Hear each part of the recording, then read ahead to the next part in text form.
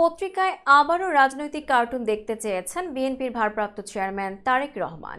এ নিয়ে রোববার সামাজিক যোগাযোগ মাধ্যম ফেসবুকে তার ভেরিফাইড পেজ থেকে একটি পোস্ট শেয়ার করেছেন তিনি।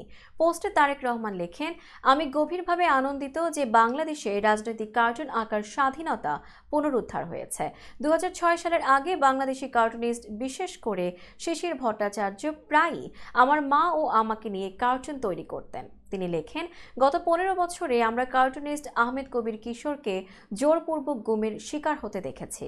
তার কাজের জন্য তাকে অকল্পনীয় নির্যাতন এবং কারাবরণ করতে হয়েছে। এছাড়া আরও অনেকে একই ধরনের নিপীড়নের মুখোমুখি হয়েছেন। পোস্টে তিনি আরও বলেন, শিশির ভট্টাচার্য অবশেষে কার্টুন তৈরি করা বন্ধ করে দেন। আমি কার্টুনিস্ট মেহেদীর ভক্ত, শিশির ভট্টাচার্যের কাজও উপভোগ করতাম। আমি আন্তরিকভাবে আশা করি তিনি শীঘ্রই আবারও নিয়মিত রাজনৈতিক কার্টুন তৈরি শুরু করবেন। পোস্টটিতে খোদ তাকে নিয়ে আঁকা একটি কার্টুনও প্রকাশ করেন তিনি।